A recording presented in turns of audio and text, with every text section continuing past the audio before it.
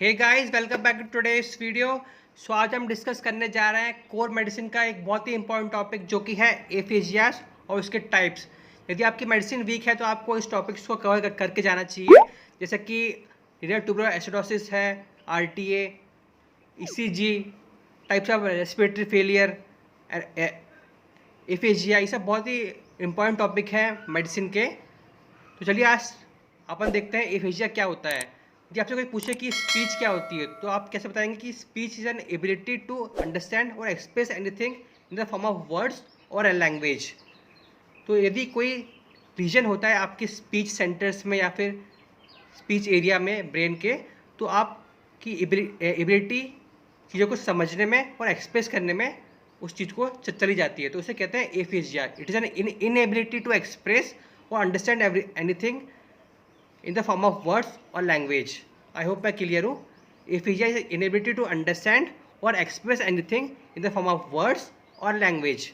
पर अपन देखते हैं कि एनाटॉमी क्या है अपने स्पीच सेंटर्स की ब्रेन में। तो दो एरिया होते हैं ब्रेन में, एक होता है ब्रोकास एरिया जो कि एक मोटर एरिया होता है। नेक्स्ट है अपना वर्निकस एरिया जो कि सेंसरी एरिया होता है। तो उन दोनों एरियाज को कनेक्ट करता है आर्कुएट फेसिकुलस। तो एक बंडल ऑफ फाइबर्स होते हैं जो कि इन दोनों एरियाज को कनेक्ट करते हैं। तो अपन पहले देखते हैं कि इनकी लोकेशन क्या क्या है, कहाँ कहाँ लोकेट होते हैं ये दोनों ऑर्गन्स। तो अपनी पूरी कहानी इन दोनों एरियाज में चलेगी, ब्रोकास और वर्निकेस में। तो ब्रोकास अपना होता है इन्फीरियर फ्रंटल गायरस में, उसकी लोकेशन होती है इन्फीरियर फ्रंटल गायरस में, area number 44 and 45, Brodmann's area number 44 and 45। जो वर्निकस एरिया होता है वो होता है सुपीरियर टेम्पोरल गायरस में, और उसका जो ब्रॉडमैन्स एरिया होता है वो होता है 22, ना कि 44। डब्ल्यू बड़ा नंबर है तो उसका एरिया जो है वो छोटा होगा, तो ब्रॉडमैन्स एरिया 22। मतलब अल्फ़ाबेटिकल ऑर्डर में डब्ल्यू बाद में आता है तो उसका जो नंबर है वो छोटा होगा। डब्ल्यू के लिए 22, ब्रोकास के लिए 44 एंड 45। अब अपन देखते हैं कि इनका लीजन हुआ तो क्या एफेजिया टाइप का एफेजिया होगा। तो ब्रोकास एरियाज में जो अगर एफेजिया होता है तो उसको बोलते हैं एक्सप्रेसिव एफेजिया, मतलब पेशेंट एक्सप्रेस नहीं कर पाता वो क्या कहना चाह रहा है। नेक्स्ट है अपना वर्निकस एरिया में लीजन होगा तो उसको बोलेंगे रिसेप्टिव एफेजिया, वो चीज़ों को समझ नहीं पाएगा। यदि अगर superior division of left middle cerebral artery का अगर लीजन होता है तो ब्रोकास एरिया अपना इफेक्ट होगा। ये बहुत ज़्यादा इंपॉर्टेंट क्वेश्चन है कि किस आर्टरी के इन्फाक्ट के कारण एफेजिया होता है। तो मिडिल सेरेब्रल आर्टरी के इन्फाक्ट के कारण अपन को स्पीच डिसऑर्डर होते हैं।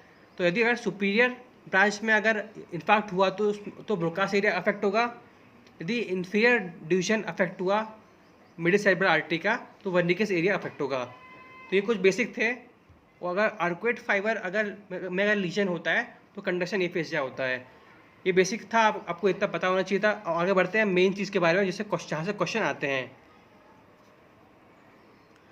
सो यदि आपको स्पीच डिसऑर्डर के बारे में पता करना है कि कौन सा स्पीच डिसऑर्डर है, कौन सा एरिया इन्वॉल्व हुआ है, तो आपको चार चीज़ें देखना है। एक comprehension, repetition, naming, fluency. Comprehension मतलब बंदे की समझने की क्षमता, कि वो समझ पा रहा है कि नहीं आप जो बोल रहे हो, उसको बोलते हैं कॉम्प्रिहेंशन। नेक्स्ट है रिपीटेशन, कि जो आपने जो बोला तो वो आपने कोई सेंटेंस आपने उसको दिया बोलने के लिए, उस सेंटेंस को वो रिपीट कर पा रहा है कि नहीं, उसको बोलेंगे रिपीटेशन। नेक्स्ट है नेमिंग, अपना नाम बता पा रहा है कि नहीं, उसकी स्पीच की फ्लुएंसी कैसी है। तो इन चार चीज़ों में आपको देखना है कि कुछ यह चार चीज़ों आपको देख के पता करना कि कौन सा एफेजिया उस पेशेंट को है। आई होप मैं क्लियर हूँ। तो यदि पेशेंट का कॉम्प्रिहेंशन इम्पेयर्ड है, मतलब पेशेंट समझ नहीं पा रहा है, वो समझने का काम करता है वर्निकस एरिया, और रिपीटेशन भी उसका चला गया है, नेमिंग भी वो नहीं कर पा रहा है, पर फ्लुएंसी प्रिजर्व्ड है, पर जो उसकी स्पीच है वो जागरण स्पीच है। वो पेशेंट समझ नहीं पाया क्वेश्चन को, पर उसका आंसर वो जो दे रहा है वो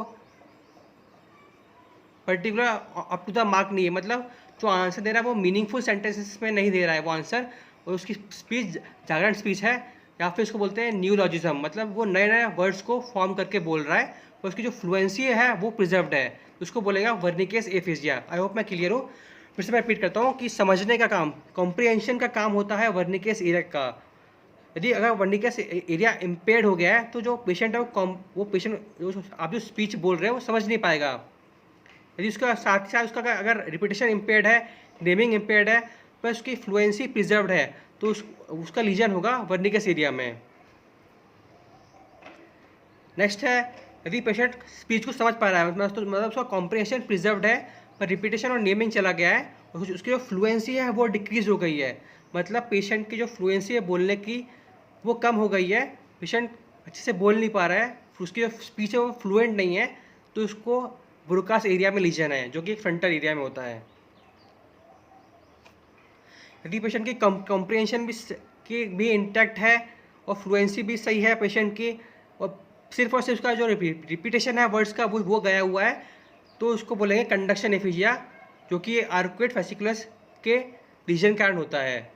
तो अपन ने 3 डिस्कस किए, वर्निकेस जिसमें कॉम्प्रिहेंशन इम्पेयर्ड था, जिसमें ब्रोकास जिसमें फ्लुएंसी इम्पेयर्ड थी, थर्ड था कंडक्शन एफिजिया जिसमें रिपीटेशन सिर्फ और सिर्फ रिपीटेशन इम्पेयर्ड था, बाकी जो उसकी कॉम्प्रिहेंशन था और उसकी फ्लुएंसी थी स्पीच की वो नॉर्मल थी, उसको आप बोलोगे कंडक्शन एफिजिया।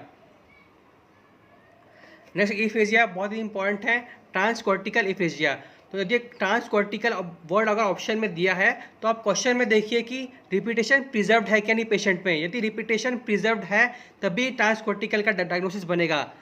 अब ट्रांसकॉर्टिकल फिर दो टाइप के होते हैं, एक होता है एंटीरियर, एक होता है पोस्टीरियर। एक होता है एंटीरियर ट्रांसकॉर्टिकल एफिजिया, एक होता है पोस्टीरियर ट्रांसकॉर्टिकल एफिजिया।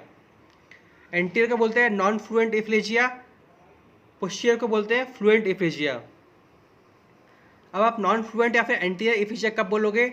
जब पेशेंट समझ पा रहा है, जब पेशेंट आपकी जो स्पीच को समझ पा रहा है, मतलब कॉम्प्रीहेंड कर पा रहा है आपकी स्पीच को, उसका जो कॉम्प्रीहेंशन है वो प्रिजर्व्ड है, साथ ही साथ उसका जो रिपीटेशन है वो भी प्रिजर्व्ड है, उसको आप बोलोगे एंटीरियर ट्रांसकॉर्टिकल या फिर मोटर ट्रांसकॉर्टिकल एफिजिया, जिसको आप नॉन फ्लुएंट एफिजिया भी बोलते हो। नेक्स्ट है अपना, यदि पेशेंट की जो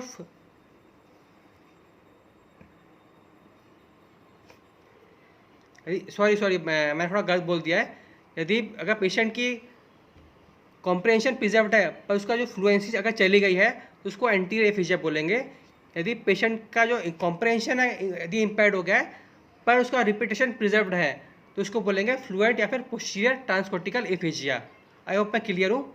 आपको सिर्फ याद रखना है कि रिपीटेशन प्रिजर्व होना चाहिए। ऊपर के 2 केस में रिपीटेशन प्रिजर्व नहीं था। जो भी प्योर वर्निकेस का लीजन होगा या फिर प्योर ब्रोकास का लीजन होगा तो उसमें रिपीटेशन दोनों केस में जाएगा, पर अगर ट्रांसकॉर्टिकल लीजन है तो उसमें रिपीटेशन प्रिजर्व होगा।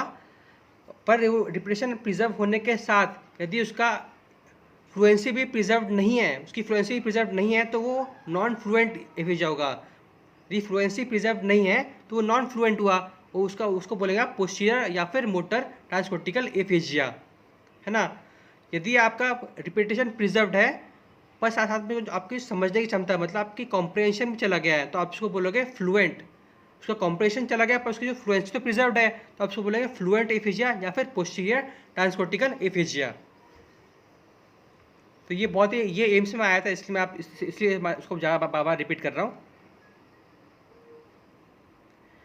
यदि पेशेंट का कॉम्प्रिहेंशन इम्पेयर्ड है और यदि कोई पेशेंट नए नए वर्ड्स को फॉर्म कर रहा है, इक्वलेलिया कर रहा है, उसकी जो स्पीच है वो पर्पसफुल स्पीच नहीं है, तो उसको बोलोगे आइसोलेशन एफिजिया।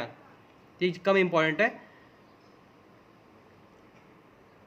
यदि किसी पेशेंट का में सिर्फ और सिर्फ यदि वो उसकी नेमिंग डिफेक्टिव है तो उसको बोलोगे वो एनोनोमिक एफिजिया। यदि उसका कॉम्प्रिहेंशन भी प्रिजर्व्ड है, फ्लुएंसी भी प्रिजर्व्ड है और उसका रिपीटेशन भी प्रिजर्व्ड है, तीनों चीज़ें प्रिजर्व्ड है, तो उसको आप बोलोगे नेमिंग डिफेक्ट, उसको बोलोगे आप एनोनोमिक एफिजिया। तो एनोनोमिक एफिजिया में उसको वर्ड फॉर्मिंग डिफिकल्टी होती है, it cannot express what he want to say और वर्ड रिट्रीवल फेलियर होता है। पेशेंट में। नेक्स्ट है अपना प्योर वर्ड डिफेक्ट और डफनेस बोलते हैं इसको, impaired only for spoken language. जो उसका जो कॉम्प्रहेंशन होता है, जो उसकी मदर टंग है, वो उसी में से इम्पेयरमेंट होता है, और साथ साथ उसका रिपीटेशन भी इम्पेयर्ड है, उसको बोलेंगे प्योर वर्ड डिफेक्टिव डफनेस। नेक्स्ट है अपना प्योर एलेक्सिया। तो एलेक्सिया में पेशेंट का जो पढ़ने जो राइटिंग स्किल है वो मेंटेन रहता है, पर उसकी जो रीडिंग स्किल है वो चली जाती है, तो उसको बोलते हैं आप अपन लोग प्योर एलेक्सिया। तो ये बहुत ज़्यादा इंपॉर्टेंट टेबल है, आप इसको बाय हार्ट याद रखिए टेबल को। तो इसको मैं फिर से एक बार समराइज करता हूँ। यदि रिपीटेशन पेशेंट में नहीं है और यदि कॉम्प्रहेंशन इम्पेयर्ड है तो वर्निकेज, रिपीटेशन इंटैक्ट नहीं है पर फ्लुएंसी डिक्रीज हो गई है तो ब्रोकास। यदि रिपीटेशन प्रिजर्व्ड है तो दो कंडीशन हो सकती है, एक तो एंटीरियर या फिर पोस्टीरियर। एंटीरियर वाले में यदि उसकी फ्लुएंसी पेशेंट की नहीं है, पेशेंट की स्पीच फ्लुएंट नहीं है, तो वो नॉन फ्लुएंट या फिर एंटीरियर एफिजिया होगा।